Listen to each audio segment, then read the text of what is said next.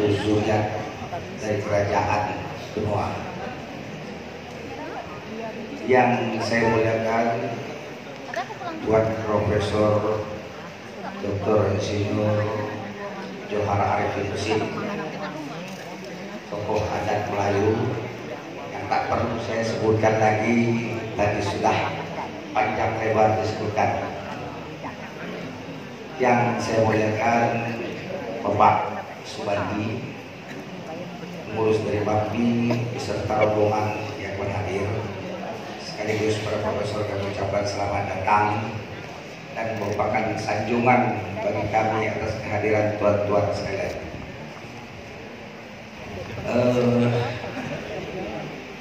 Tuan-tuan,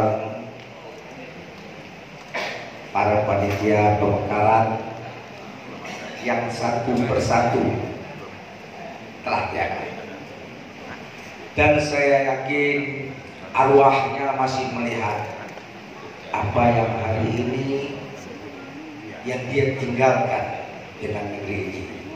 Kalau tadi kata tutur adat kami yang keringannya belum kering, mudah-mudahan arwah-arwah beliau akan tenang di alam sana ketika melihat negeri ini makmur di bawah pimpinan Datuk Timbalan, Datuk Payung Negeri beserta Datuk Timbalan Payung Negeri.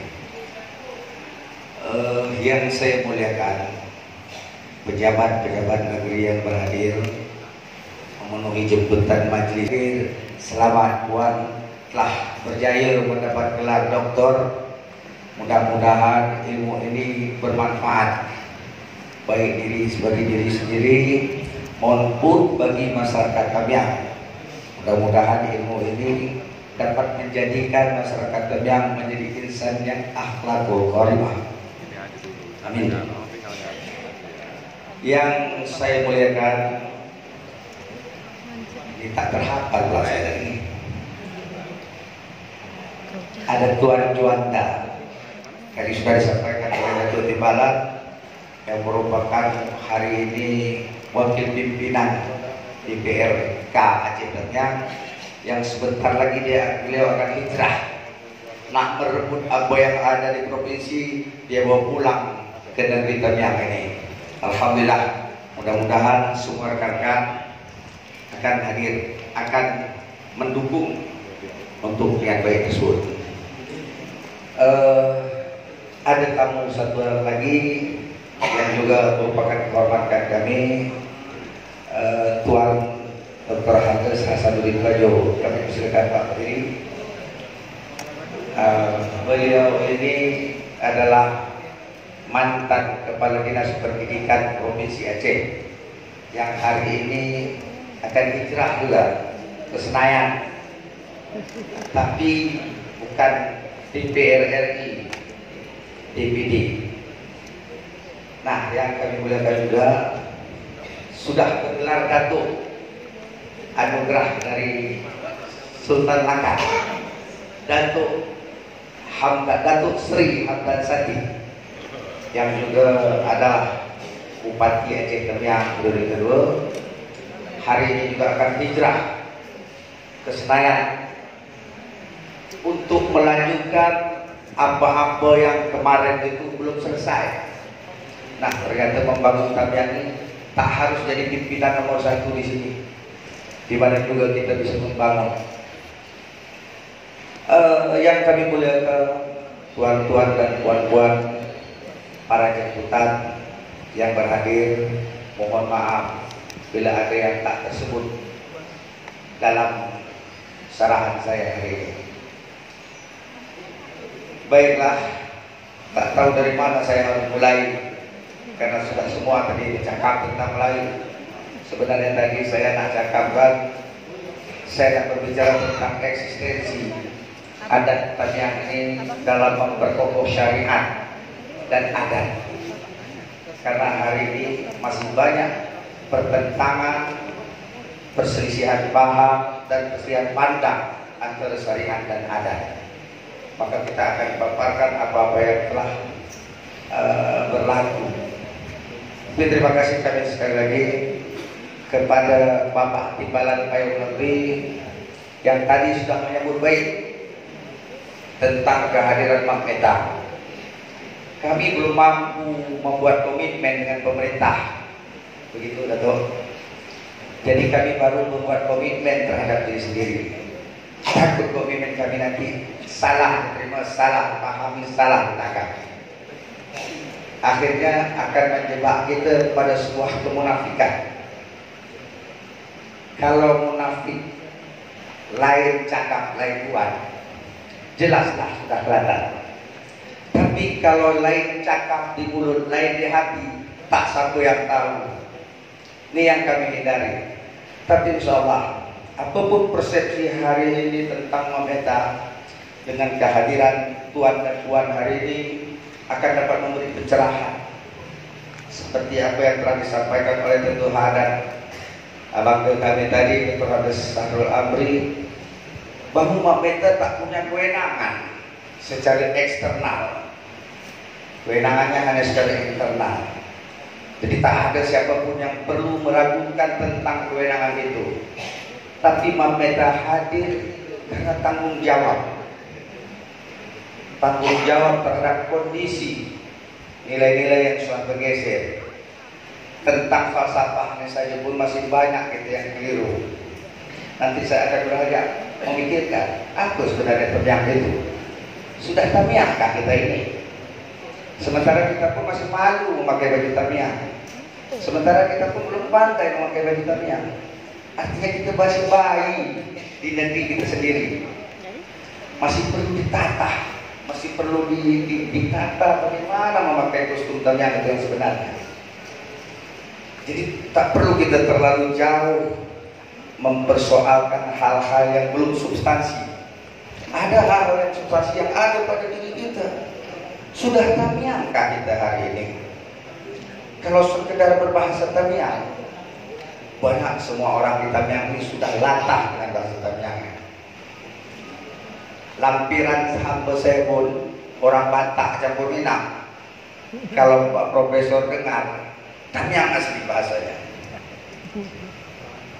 Nah, jadi hari ini dengan kehadiran Mak Meta ini kita berupaya mengajak bagaimana kita menggali lagi sehingga kita tidak malu di rumah kita sendiri, kita tidak jongkok di rumah kita sendiri sementara orang lain datang berdiri. Tak perlu kita menyalahkan orang lain.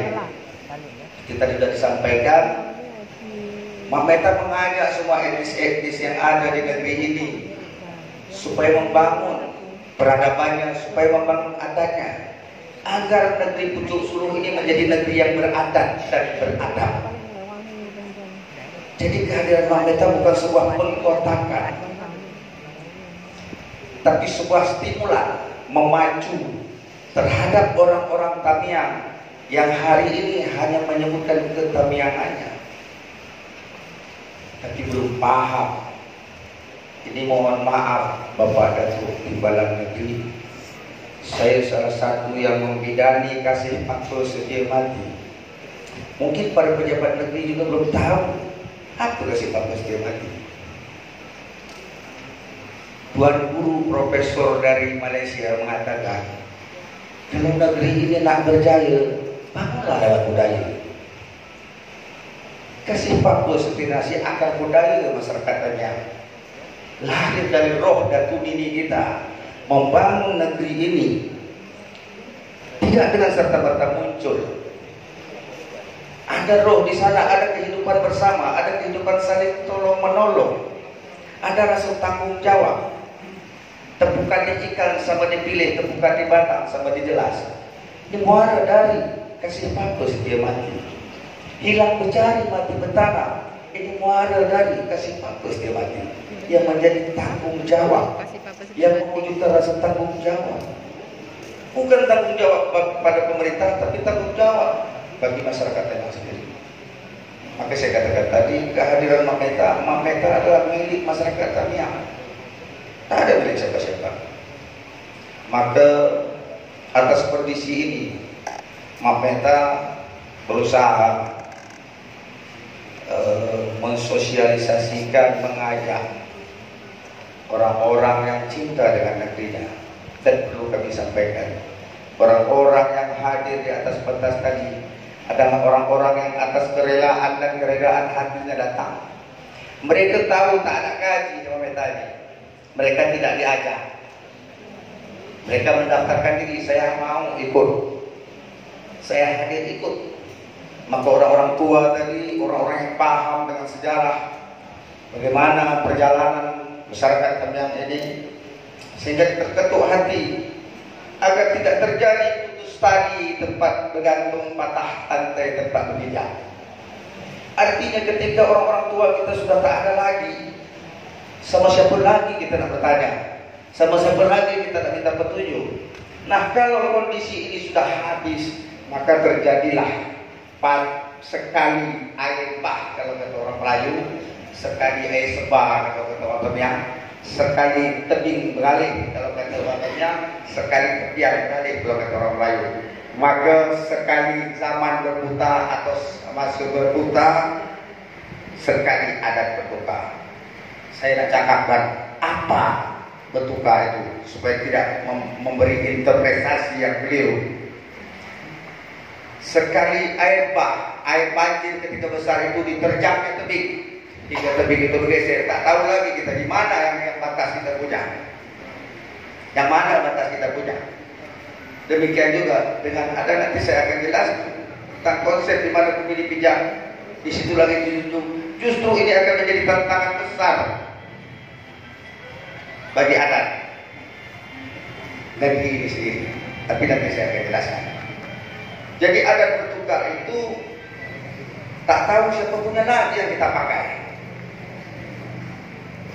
Inilah karena perputaran zaman, seandainya putus tali tadi tempat kita bergantung. Jadi perlu saya sampaikan, Tamyang ini negeri bertuah dari masa asal semula jadi. Dalam sejarah yang Anda pahami, bermula kerajaan Bukit Karang,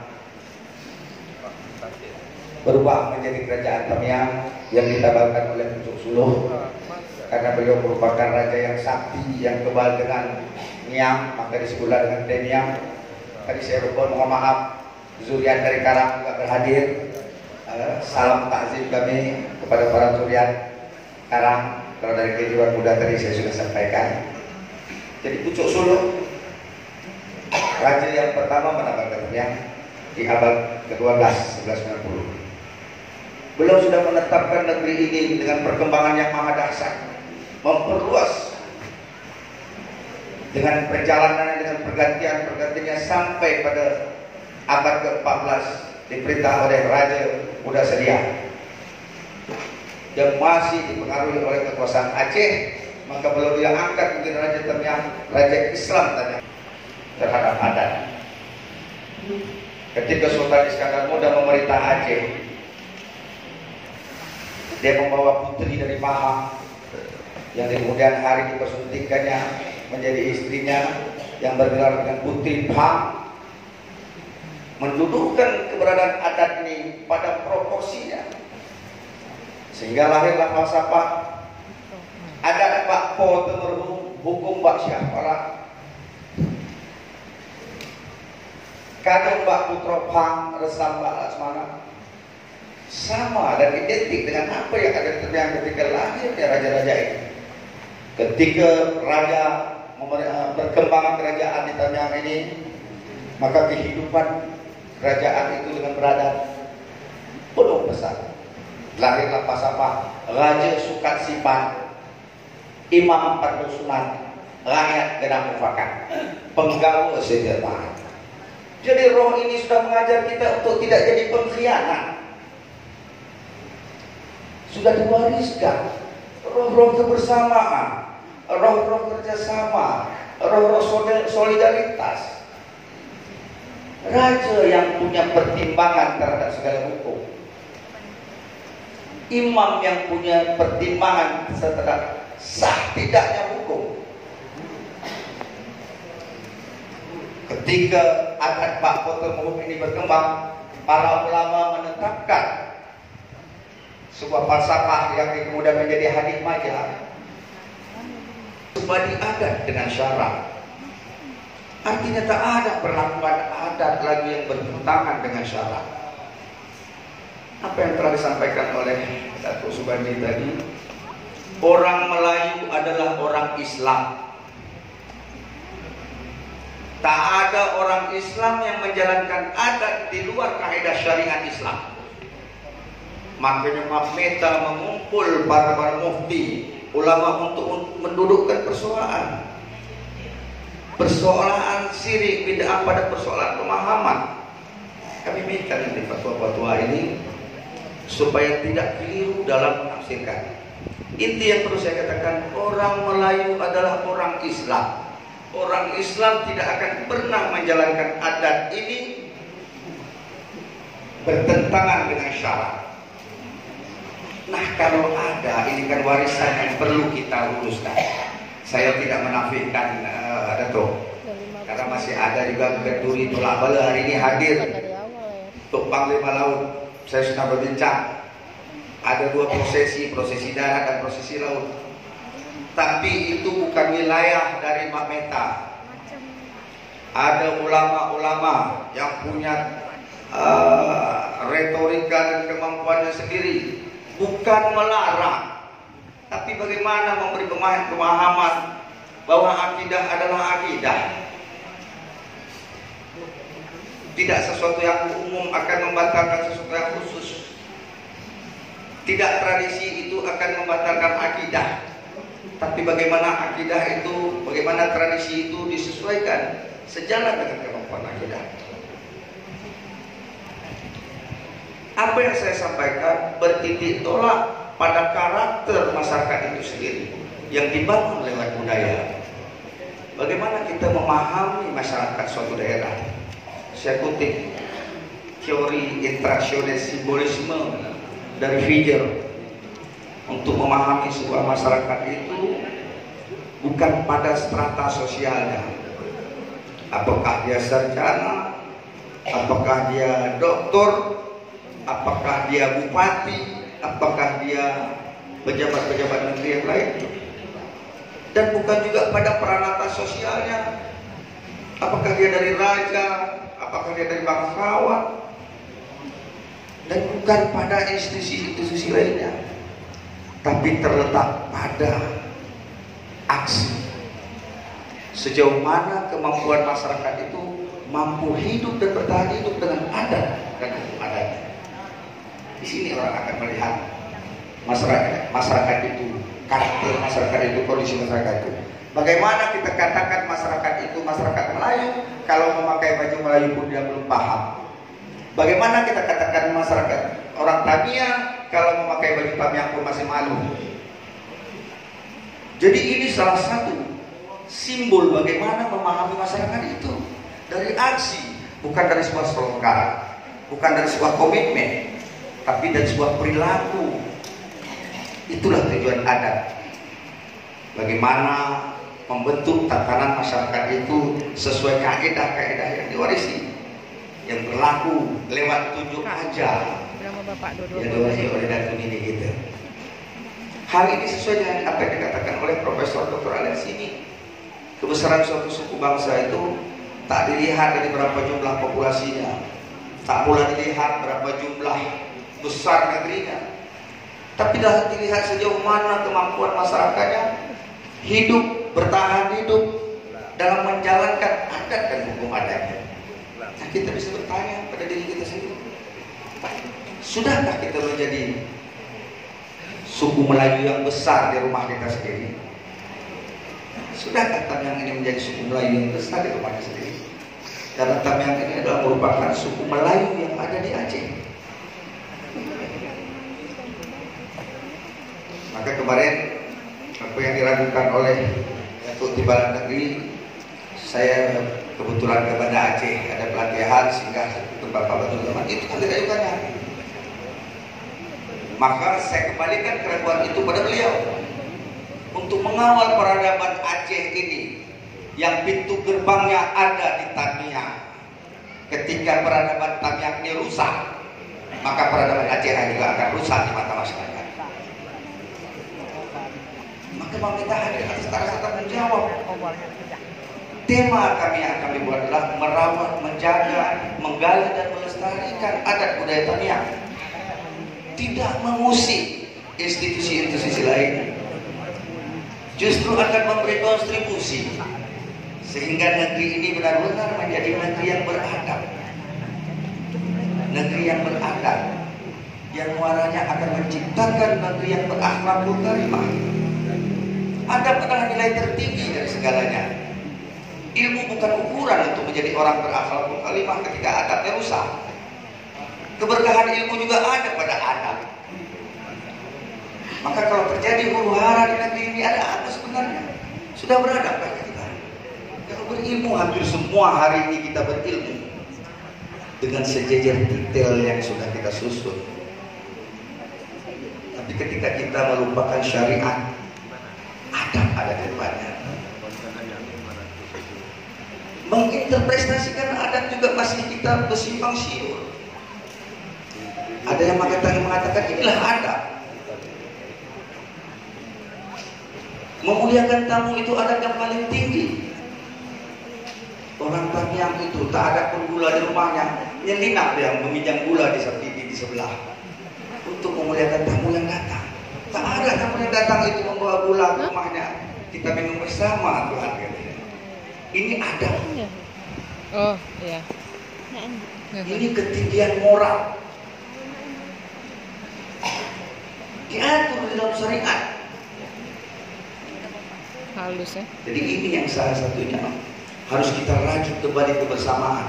Mapeta ini tidak akan berarti apa-apa kalau Pak Kepala Bupati tadi mengatakan jangan hangat-hangat tapi ayat. Kami bermohon kepada pemerintah, libatkan kami dalam segala aspek. Mau didengar tak didengar itu persoalan lain, tapi sudah hilang rasa tanggung jawab kami terhadap Allah yang Maha Kuasa. Berdosa kami, tahu tapi tak tempat salurannya kemana. Alhamdulillah Pak Datuk Timbalan Payung Negeri sudah membuka ruang. Maka para mufti yang ilmunya tak diragukan lagi, yang akan menuntut perjalanan ini, yang akan membenah menata kembali di luar kewenangan, tapi dalam tanggung jawab dan kepedulian. Tak ada wewenang pada wanita. Saya pernah dengarnya cakap wewenang. Apa yang ada pada wanita? Tak ada kewenangan. Jadi jangan berpikir Mapeta tidak punya kewenangan, tapi dasar tanggung jawab yang akan mempersatukan nilai-nilai yang sudah terkoyak. Tadi saya mengingatkan kembali bahwa konsep di mana bumi dipijak, di situ lagi dijunjung. Ini akan bisa jadi bumerang. Ketika yang datang ke negeri ini tak paham dengan dirinya, tak pernah dia membawa bumi dari negerinya, mustahil dia akan menjunjung langit di negeri ini. Inilah salah satu faktor pergeseran. Maka kalau putus tali ini, hilanglah pedoman kita. Jadi salah satu upaya Mama tadi untuk menyambung kembali tali-tali yang sudah rengat, yang sudah nak putus, kita rajut kembali agar kokoh, sehingga bisa menyalurkan tunjuk ajar pada generasi-generasi berikut, sehingga dia tidak tabu mendengarkan adat.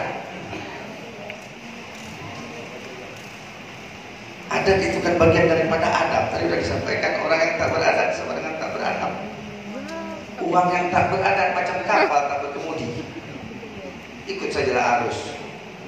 Ada batang ditabrak ada batang, ada kotoran ditabrak ada kotoran. Jadi hari ini Mapeta mengajak, marilah kita bersama-sama. Ini hanya sekedar wadah. Tak pakai ini pun tak apa. Ada yang aneh. Tapi agar ada orang tempat berkumpul di buat wadah ini. Ada orang tempat bertuju.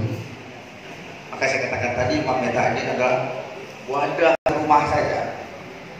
Karakter satu rumah ratanya itu, nah bisa satu buku. Tadi saya terinspirasi, ini saya sampaikan karena hari ini berdasarkan berbagai penelitian hampir 300 bahasa daerah itu sudah punah. Promosi dong. Ini tinggal lagi lah giliran kita punah ya. Maknya Aceh, ayahnya Aceh, tapi tak tahu dah bahasa Aceh. Maknya Tamiang, ayahnya Tamiang, tak tahu dah bahasa Tamiang.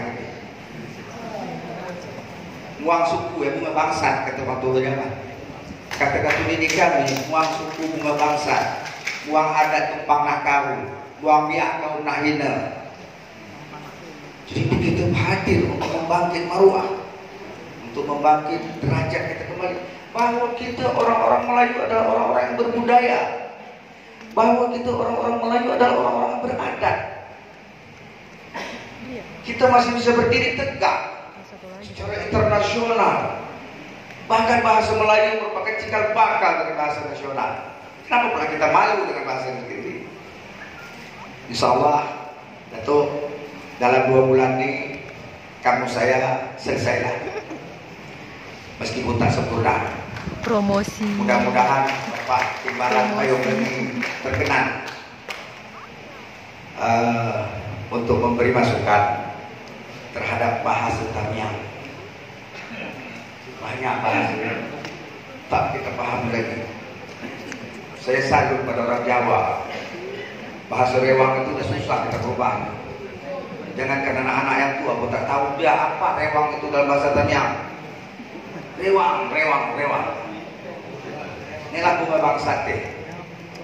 Kita kembalikan pada porsi kita sebagai orang yang bermaruah dan beradab. Ini. Baiklah, dalam kesempatan ini mungkin Melayu. ada saran-saran lain nanti. Tapi kita ada masalah lagi. Masalah sudah kayak. Ada perlu lagi saya jelaskan ini.